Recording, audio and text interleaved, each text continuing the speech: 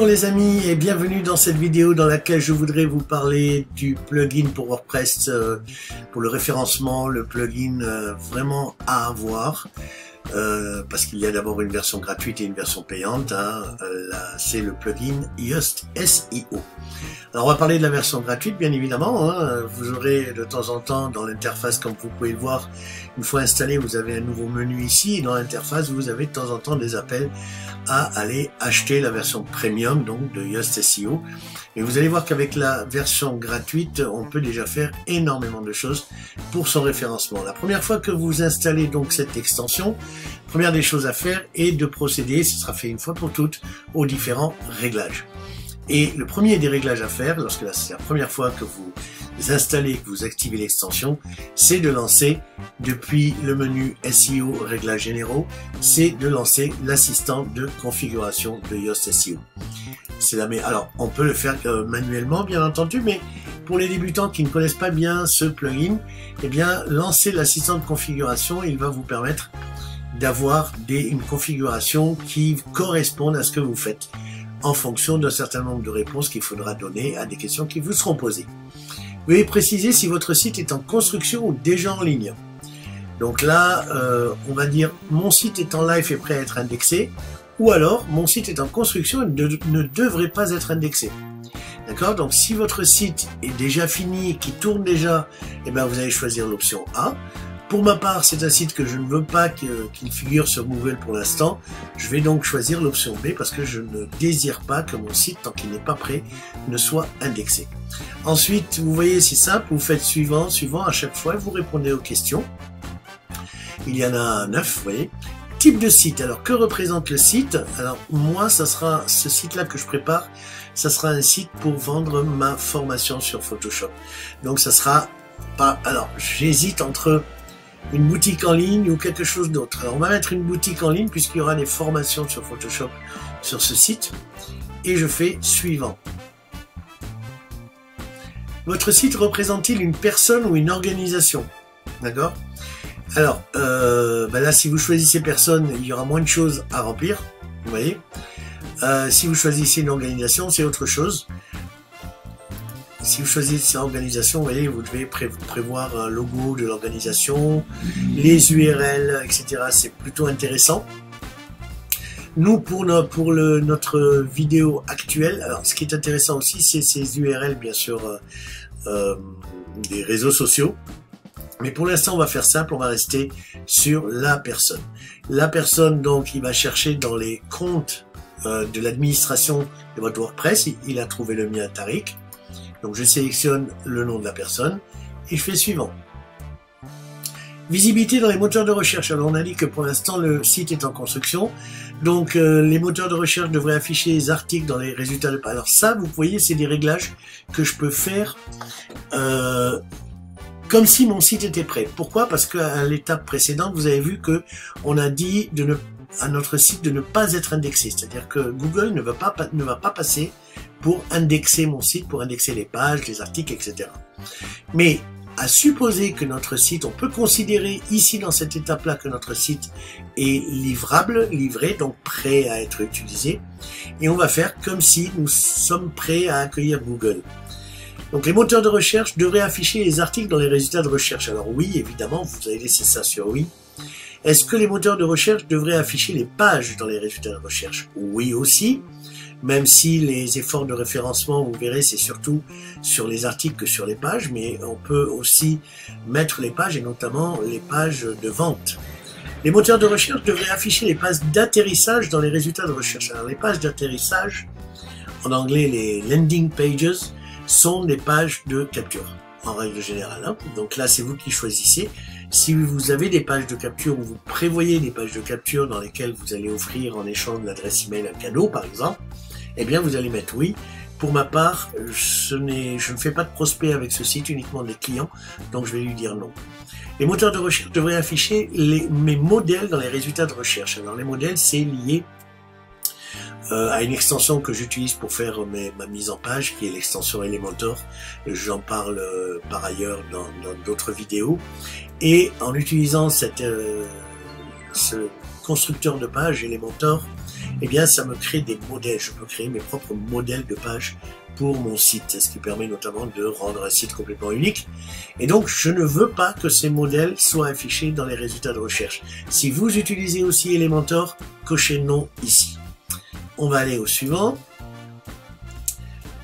Est-ce que votre site aura plusieurs auteurs, autrices ou pas? Alors, si vous êtes le seul à poster sur votre site, eh bien, vous allez dire non, donc vous êtes le seul.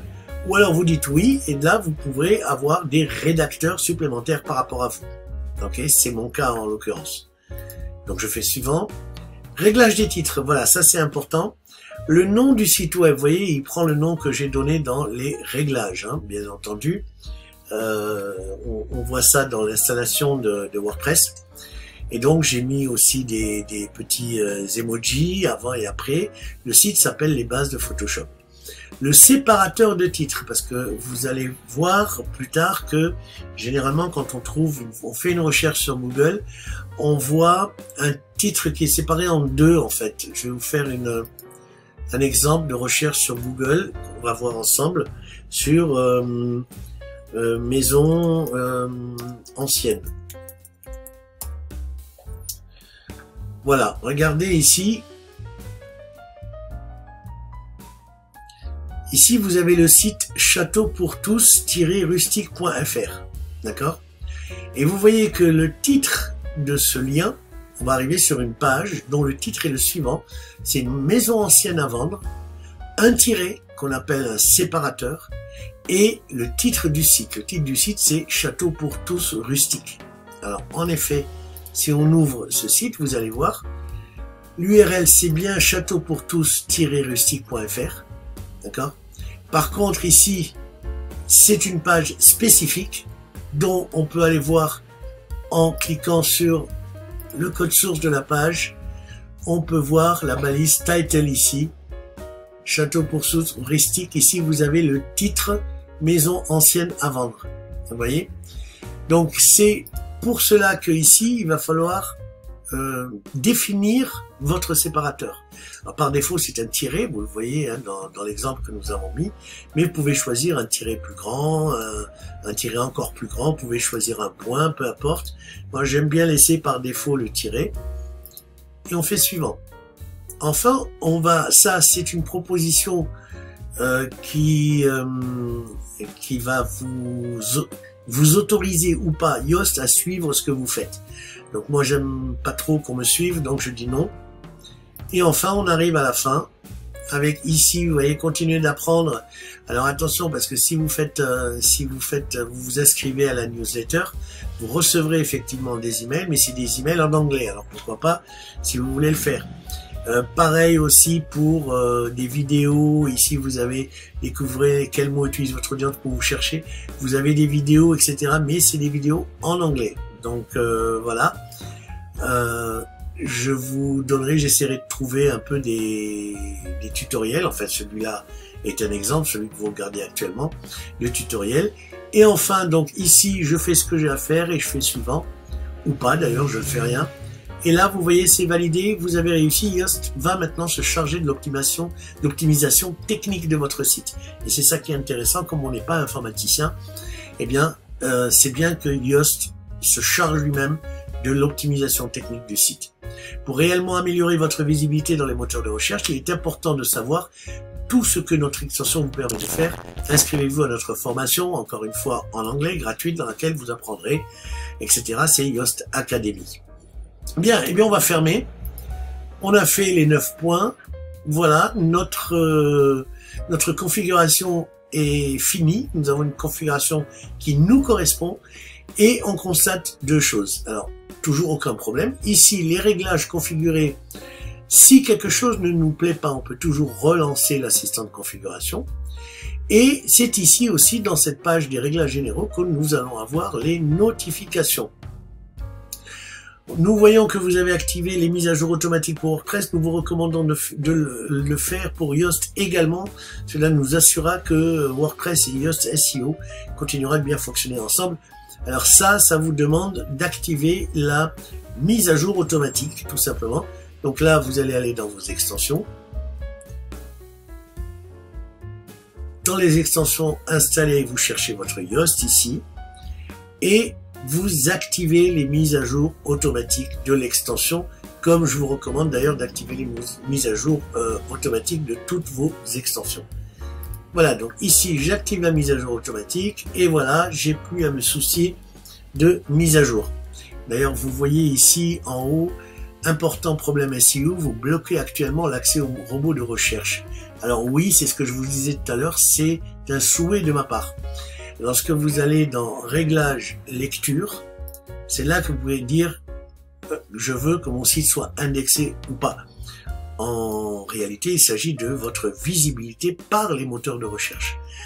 Donc là, vous voyez, si c'est coché, ça veut dire qu'on demande au moteur de recherche de ne pas indexer ce site. D'accord? Alors, il y a des moteurs de recherche qui vont l'indexer quand même, mais en tout cas, Google ne l'indexera pas. Et c'est bien ce qu'on veut tant qu'un blog n'est pas prêt à être lancé, on va dire, tant qu'il n'est pas complètement terminé.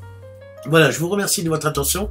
J'espère que vous avez maintenant une première idée des réglages principaux à faire dans Yoast. Nous allons voir dans les prochaines vidéos comment aller plus loin avec votre référencement et Yoast SEO. À bientôt.